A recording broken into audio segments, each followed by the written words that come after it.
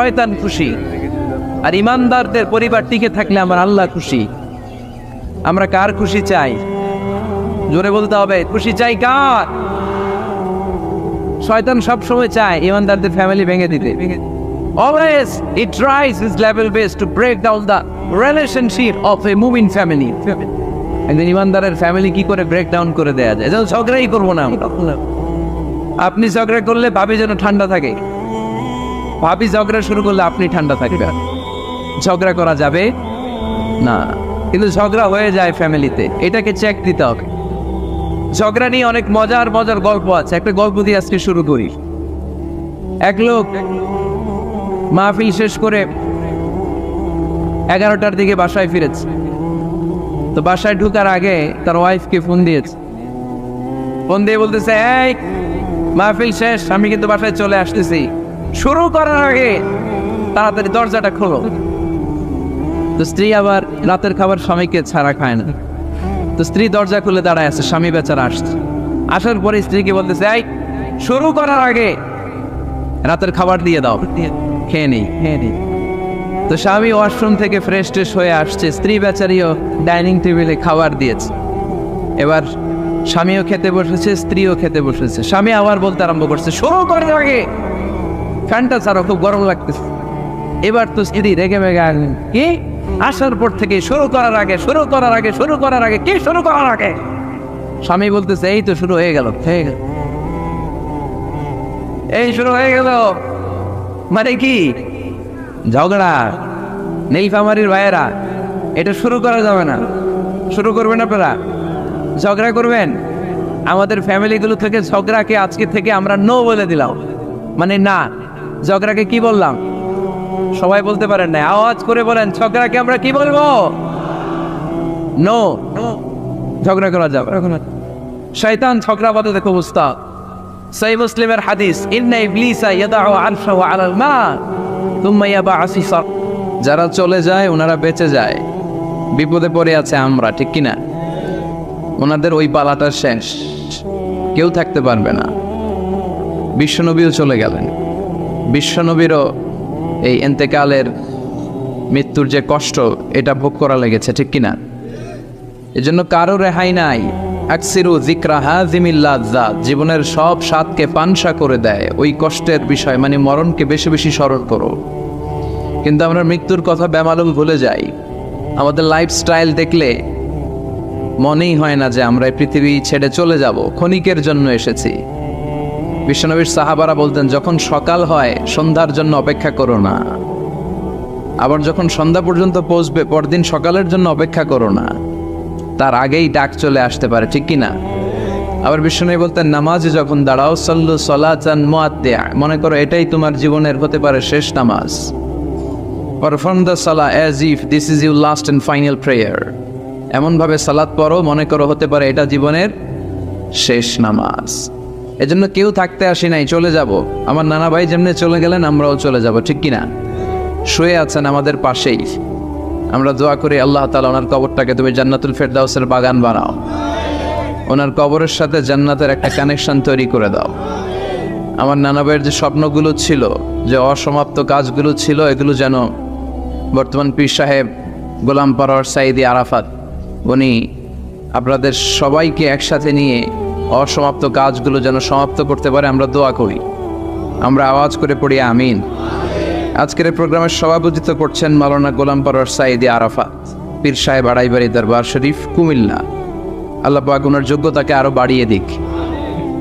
আপনাদের সবাইকে নিয়ে আড়াইবাড়ি দরবারের যত দায়িত্ব আছে সবগুলো দায়িত্ব যেন সুচারুরূপে উনি পালন করতে পারে, আল্লাহ তৌফিক দান করুন। আমার আগে কথা বলেছেন হযরত মাওলানা আল্লামা সাদিকুর রহমান আজহারি সাহেব। এর আগে কথা বলেছেন আমার আরেক নানা ভাই গোলাম সরওয়ার সাঈদী পীর সাহেব। দরবারের অনেক বড় বড় উলামায়ে কেরাম আজকে কথা রেখেছে। যারাই কথা রেখেছে নিশ্চয়ই কোরআন থেকে কথা বলেছে। সবগুলো কথা যেন আমরা আমল করতে পারি, আল্লাহ তুমি তৌফিক দাও। এই মাহফিলগুলোর অ্যারেঞ্জমেন্ট করা হয় যাতে আমাদের জীবনের পরিবর্তন আসে। আমরা আসলে ভুলে গেছি যে আমরা চলে যাব, মাটির কবরে কিন্তু আমাদের সবাইকে যেতে হবে, ঠিক কিনা? একদিন মাটির ভেতরে হবে ঘরে মন আমার, কেন বান্ধ দালান ঘর? প্রাণ পাখি উড়ে যাবে পিঞ্জর ছেড়ে, ধরা ধামে সবই রবে তুমি যাবে চলে। বন্ধু বান্ধব যত মাতা পিতা দ্বারা সুত সবই হবে তোমার পরে মন আমার, কেন বান্ধ দালান ঘর? একদিন মাটির ভেতরে হবে ঘরে মন আমার, কেন বান্ধ দালান ঘর? ঠিক কিনা? চলে যেতে হবে। এজন্য এটা যেন আমাদের মাথায় থাকে যে আমরা থাকতে আসি নাই। আমাদের আখিরাতটা যেন সুন্দর হয়, সবসময় এই চিন্তা রাখতে হবে। আমাদের মোরাল বেসিস, আমাদের ethical level is going down, ইখলাস তাকওয়া ইজ গোয়িং ডাউন। আল্লাহর উপর ভয়, আল্লাহর উপর অগাধ বিশ্বাস এবং আস্থা দিন দিন আমাদের কমছে, আর দুনিয়াকে পাওয়ার লোভ আমাদের বাড়ছে। ঠিক কিনা? কিন্তু আমরা থাকতে আসি নাই, চলে যাব। আমাদের অনেক লাগবে। গোটা বিশ্বে দেখবেন যে একটা প্রতিযোগিতা মানুষের মধ্যে, ছুটছে মানুষ পাগলের মতো। আরো লাগবে, আরো টাকা লাগবে, আরো সম্মান লাগবে, আমার আরো দাপট লাগবে, আরো জায়গা লাগবে, আরো ফ্ল্যাট লাগবে। আছে না নাই? বিশ্বনবী বলেন, বনি আদমের প্রত্যেককেও যদি একটা স্বর্ণের পাহাড়ের মালিক বানিয়ে দেয়া হয়। কিসের পাহাড়? কথা বলেন। আচ্ছা, একটা স্বর্ণের পাহাড়ের মালিক যদি আপনি হন, আপনার পুরো 14 পুরুষ মিলে ওই স্বর্ণের পাহাড় যদি বিক্রি করেও খান, ওই পাহাড়ের অর্ধেকও শেষ করতে পারবেন? বিশ্বনবী বললেন, প্রত্যেককে যদি একটা স্বর্ণের পাহাড়ের মালিকও বানিয়ে দেয়া হয়, প্রত্যেকে চাবে আরো একটা স্বর্ণের পাহাড় কেমনে নেওয়া যায়। কত বড় ডাকাত! ঠিক কিনা? ওয়ালা ইয়ামলা আফাহু ইল্লা তুরাব, কবরের মাটি ছাড়া কোনো কিছু বনি আদমের এই মুখকে বন্ধ করতে পারবে? আরো লাগবে, খাই খাই খাই খাই, আরো দাও, পাই নাই, এরকম অসন্তোষ আছে না নাই? অল্প খাবেন, অল্প পড়বেন, অল্প জমাবেন, অল্পের ভেতরে বরকত দিছে কে? এজন্য বেশি বেশি আমরা করব না, অল্পে সন্তুষ্ট থাকবো আর শুকর করব একজনের। তিনি কে? কারণ তিনিই পারেন আপনার মনের সব জ্বালা যন্ত্রণা দূর করে দিতে। আল্লাহ পাক আমাদেরকে সহি সমঝ দান করুক। সবাই পড়েন আমিন। আপনাদের কষ্ট হচ্ছে না তো? বলেন কি, রাত বাজে 11:30, শহরের ভেতরে এত রাতে কথা বলা যায়? হ্যাঁ, কথা বলা যাবে? তো আমরা খুব বেশি লম্বা চূড়া সময় নিব না। শহরের মানুষ খুব ব্যস্ত থাকে, কারো অফিস আছে সকালে, কারো ব্যবসা প্রতিষ্ঠান খুলতে হবে। তো আমরা অল্প কয়েক মিনিট, অল্প সময় কথা বলবো, বেশি লম্বা সময় নিব না। তবে যতক্ষণ শুনবো মনোযোগের সাথে শুনবো, ইনশাল্লাহ পড়েন। আর ওঠা বসা করা যাবে না। করা যাবে? তো আমরা অল্প কয়েক মিনিট কথা শুনবো আমলের নিয়তে। আগে নিয়তটাকে খালিস করে নেই যে আল্লাহ, এই যে এত দামি সময় ব্যয় করে আমরা আসলাম, যা শুনবো এটা যেন আল্লাহ আমল করতে পারি। চিল্লায় পড়েন আমিন। আজকে কোরআনের সবচেয়ে দামি সূরাটা নিয়ে আমি কথা বলবো। সবচেয়ে দামি। কোরআনে মোট সূরা কয়টা? সবাই বলেন। আমি যখন কথা বলি আমি ক্লাস নেই। তাফসির মাহফিলরে আমি বলি কি? ক্লাস। তো ক্লাসে উত্তর করতে হয়। আমি সোজা কথার মানুষ, সোজা কথায় বিশ্বাসী, এত প্যাচগোজ নাই, সহজ কথা আমি ক্লাস করি। আমি তাফসির মাহফিলকে নিয়েছি যে আমি প্রতিদিন রাতে একটা করে শীতকালে ক্লাস করি। তো এই ক্লাসে উত্তর দিতে হয়। টিচার যদি প্রশ্ন করে উত্তর দেওয়ার দরকার আছে না নেই? আর টিচার প্রশ্ন করে, টিচার শিখায়, ছাত্র অমনোযোগী, ফেল করার সম্ভাবনা আছে না নেই? তো আমরা যেন পাস করতে পারি, ঠিক কিনা? যতক্ষণ কথা বলবো, প্রশ্ন করলে আওয়াজ করে উত্তর দিতে হবে, বাঘের বাচ্চার মতো, ঠিক কিনা? আজকে কোরআনের সবচেয়ে দামি সূরাটা নিয়ে আমি কয়েক মিনিট কথা বলবো, ইনশাআল্লাহ পড়েন। এবার বলেন, কোরআনের সবচেয়ে দামি সূরা কি? হ্যাঁ? আর ইখলাস, আর ইয়াসিন, আর রহমান, আর বাকারা। বাকারা মানে কি? গাবি মানে কি? গরু। গাবি মানে নাকি গরু? তো গাভীর নামে আল্লাহ কোরআনে একটা সূরা দিলেন। গাভীর দুধ খাবেন বেশি বেশি। বিষ্ণু বলতেন আলাইকুম বি আলবানিল বাকার, তোমরা গরুর দুধ খেও। ফাইন্নাহা তুরাম্মু মিনাল আশজার, কেননা গরুর দুধ এটা ঘাস পাতার নির্যাস। গরু কি খায়? ঘাস খায়। আবার বিষ্ণু বলতেন গরুর গোশত খায়ও কম, দুধ খায়ও বেশি। কেননা ফাইন্না ফি লাবানিহা শিফা, গরুর দুধে আছে শিফা, ও ফি লাহমিহা দা, আর গোশতে আছে রোগ। এখন অনেক ডাক্তারের সিরিয়াল দিতে গেলে ডাক্তার বলে লাল গোশত যারা খায় এরা যেন আমার সিরিয়াল না নেয়, কারণ আমি যতই ওষুধ দিব কোনো কাজ করবে না। Red meat is strictly prohibited for my patient. আমার রোগীর জন্য লাল মাংস খাওয়া নিষিদ্ধ। গরুর গোশতের ভেতরে আছে রোগ, কোলেস্টেরল বেশি। খেয়াল রাখবেন, যেই প্রাণীর পা বেশি ওই প্রাণীর গোশতের ভেতরে কোলেস্টেরল বেশি। মাছের পা আছে? কথা বলেন। মাছে কোনো কোলেস্টেরল নাই, সুবহানাল্লাহ পড়ে। মুরগির পা কয়টা? দুইটা, তার মানে কিছু আছে, তাই না? গরুর পা কয়টা? তার মানে কোলেস্টেরলের পরিমাণ বেশি না কম? এবার বলেন চিংড়ি মাছের পা কয়টা? কয় হুজুর হিসাব নাই। তাহলে কোলেস্টেরলেরও হিসাব নাই। এগুলো কম কম খেতে হবে, ঠিক কি না? তো এজন্য দুধ খেতে হবে বেশি।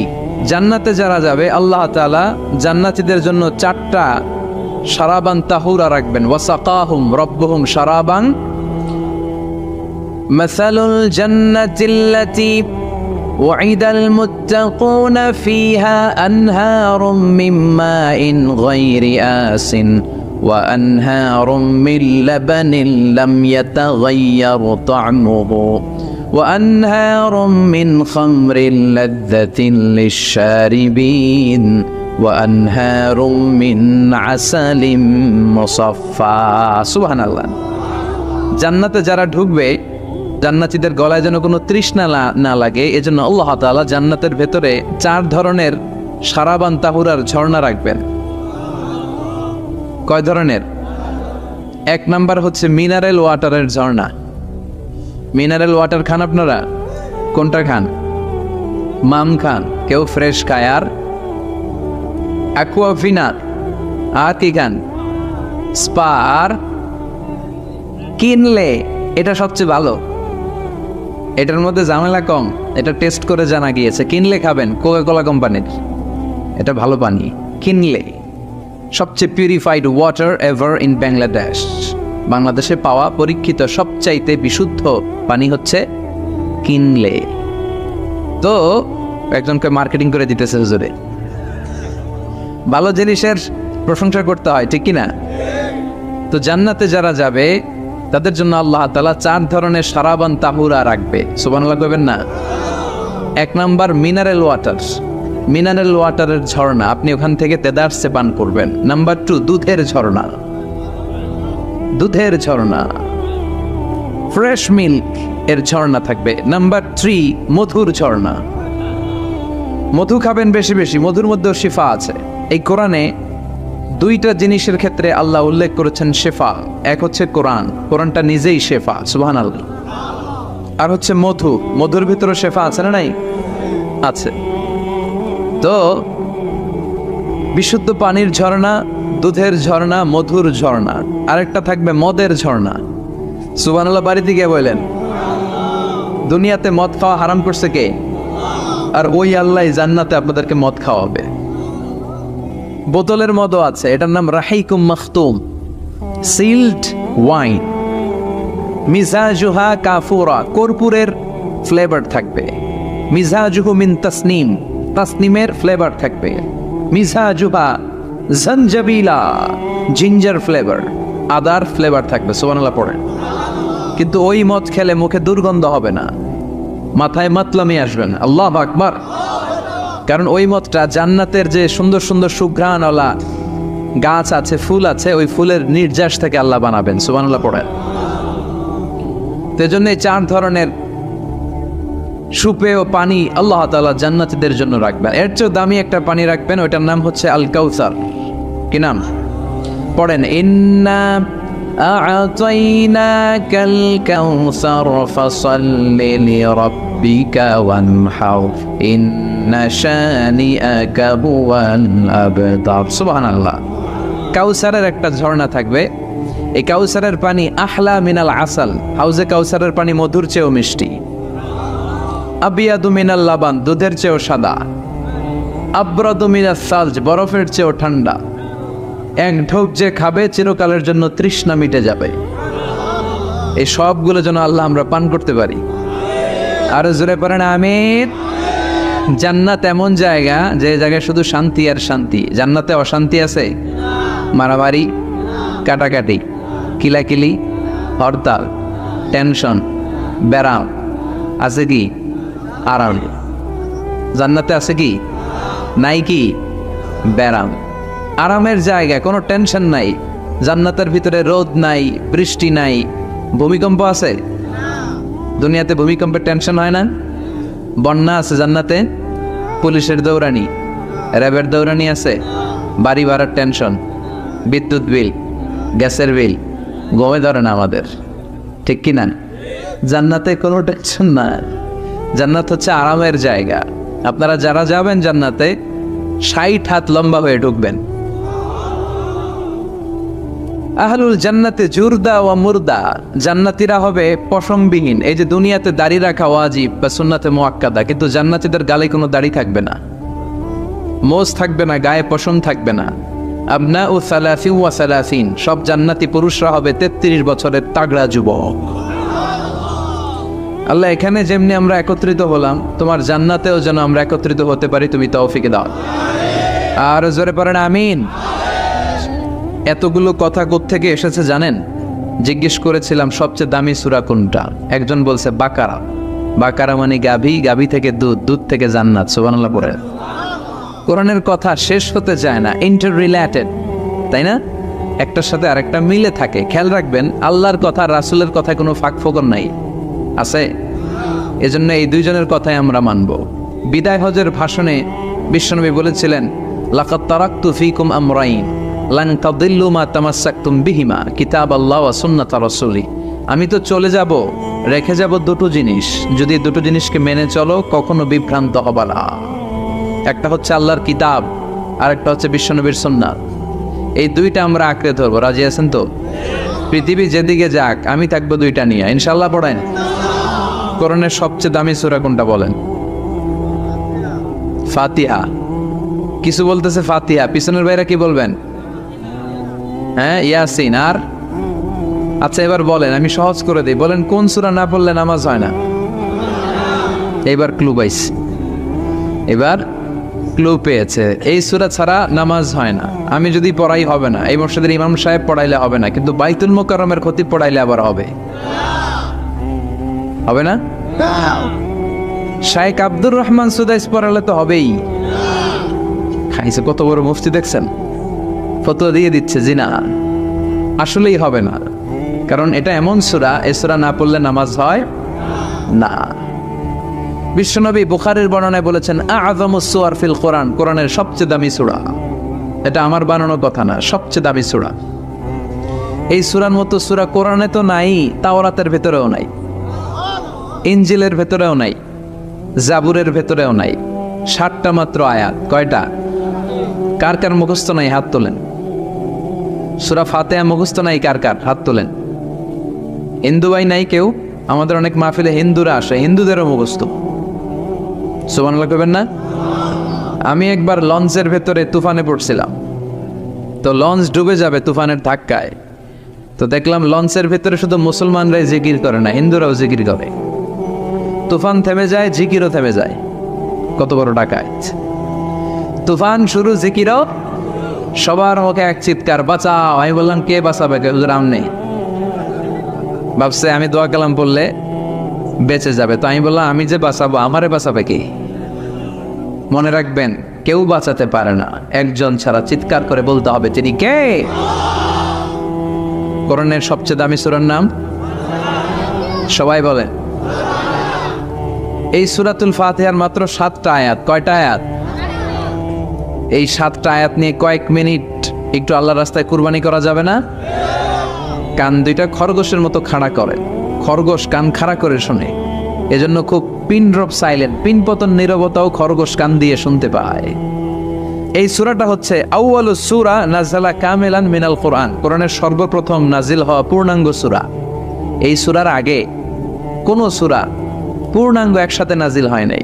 কোন সূরার 5 আয়াত, 10 আয়াত, 20 আয়াত। আপনারা যে এখন সুন্দর কোরআন দেখতেছেন, বিশ্বনবীর সময় কি এই কোরআন ছিল? না। 23 বছরের লম্বা জিন্দিগিতে বিশ্বনবীর কাছে এই কোরআন নাজিল হয়েছে। পরবর্তীতে এটার কম্পাইলেশন করা হয়েছে, scripture, holy scripture, the Quran, whereof there is no doubt, no suspicion in it, and a guidance to those who are muttaqin. এটা এমন বই যেটাতে আল্লাহ কোনো ভুল রাখে নাই, মুত্তাকিনদের জন্য এটা পথ নির্দেশিকা হিসেবে আল্লাহ পাঠিয়েছে। পড়েন সুবহানাল্লাহ। তো সূরাতুল ফাতিহার আগে অনেক সূরা নাজিল হয়েছে, কিন্তু একটু একটু করে, পুরোটা একসাথে না। এই সূরাটা পুরোটা একসাথে সর্বপ্রথম নাজিল হয়েছে। এজন্য এই সূরাটারে আবার বলে ফাতিহাতুল কিতাব, মানে preface of the book, introductory সূরা। কোরআনটা খুললেই সর্বপ্রথম আপনার নজরে যে সূরাটা পড়বে, সূরাটার নাম সবাই বলেন সূরাতুল ফাতিহা। আবার বিশ্বনবী এটাকে বলেছেন কোরআনের মা। কি বলেছেন? চমৎকার একটা ইনফরমেশন না? মনে রাখতে হবে। তাহলে কোরআনের মায়ের নাম কি? মনে থাকবে? বলেন তো, সকল পৃথিবীর সব শহরের জনপদের মায়ের নাম কি? মাক্কাতুল মুকাররমা। তেমনি কোরআন আল কারীমের মায়ের নাম হচ্ছে সূরাতু আল ফাতিহা। এরপরে বিশ্বনবী বলেছেন এই সূরাটা হচ্ছে সূরাতুল ওয়াফিয়া, অখণ্ড সূরা। এই সূরাকে খণ্ড খণ্ড করে পড়া যায় না। কেউ প্রথম রাকাতে সূরাতুল ফাতিহার অর্ধেক, দ্বিতীয় রাকাতে বাকি অর্ধেক যে পড়ছে হইছে, কিন্তু কেউ প্রথম রাকাতে সূরা আর রহমানের 10 আয়াত, পরের রাকাতে বাকি 10 আয়াত। কোনো সমস্যা আছে? সমস্যা নাই। তার মানে এই সূরার নাম সূরাতুল ওয়াফিয়া, অখণ্ড সূরা। মানে এই সূরাকে খণ্ড খণ্ড করে পড়া যায় না, পড়লে পুরোটাই পড়তে হয়। সুবহানাল্লাহ পড়েন। আবার এই সূরার আরেকটা নাম হচ্ছে সূরাতুদ দোয়া, দোয়ার সূরা। কিসের সূরা? কেমন করে আল্লাহর কাছে প্রার্থনা করতে হয়, দোয়া করতে হয়, ফরিয়াদ করতে হয়, সে কথা এই সূরার ভেতরে আছে না নাই? কারণ এই সূরাতে আমরা প্রতিদিন একটা দোয়া করি, ইহদিনাস সিরাতাল, মানে কি? আল্লাহ আমাকে সরল সঠিক পথ দেখাও। আমাদেরকে পথ দেখায় কে? চিল্লায় বলেন। আমি যদি কোনো দিন পথে ভুলে যাই, হাত ছানি দিয়ে কাছে নিও, মমতার বন্ধনে আমায় বেঁধে সব ভুল ক্ষমা করে দিও। আমি যদি কোনো দিন পথে ভুলে যাই, হাত ছানি দিয়ে কাছে নিও, মমতার বন্ধনে আমায় বেঁধে সব ভুল ক্ষমা করে দিও। পড়ে না আমি। আমরা যদি পথ ভুলে যাই, আমাদের পথ দেখায় কে? এজন্য এই সূরাটার নাম সূরাতুদ দোয়া, প্রার্থনার সূরা। কেমন করে আল্লাহর কাছে প্রার্থনা করতে হয় এই সূরার ভেতরে আছে না নাই? এরপরে এই সূরার নাম হচ্ছে সূরাতুস সালাহ, নামাজের সূরা। কিসের সূরা? সব সূরা ছাড়া নামাজ হয়, সূরাতুল ফাতিহা ছাড়া নামাজ হয়? বিশ্বনবী বললেন লা সালাতা লিমান লাম ইয়াকরা বিফাতিহাতিল কিতাব। যে সূরা ফাতিহা তার নামাজে পড়ে না, তার নামাজ আল্লাহর দরবারে কবুল হয় না। এরপরে বিশ্বনবী বলেছেন এই সূরার নাম সূরাতুশ শিফা। সূরাতুশ শিফা, শেফার সূরা, আরোগ্য লাভ করার সূরা। অসুস্থ ব্যক্তির গায়ে এই সূরা পড়ে ফু দিলে সুস্থ করবে কে? বিশ্বাস হয়? বিশ্বাস হইতে হবে, ঈমান থাকতে হবে। ঈমান যদি পাক্কা হয় তাইলে কাজ করবে, তা না হইলে কাজ করবে না। অনেকে বলে হুজুর আমি তো কত সূরা ফাতিহা পড়ে ফু দিলাম, কই আমার পেটে ব্যথা তো ভালো হয় না। যেটা কইছে তুই একটা ডাকাত, ঠিক কি না? ওর ঈমান নাই, ওর ঈমানে ঝামেলা। ফু দেওয়ার মধ্যে বেশ কম আছে না নাই? কিছু লোক আছে সারাদিন ফু দিলে মোমবাতি নিবে না, আর কিছু লোক আছে ফু দিলে পানিতে আগুন ধরে যায়।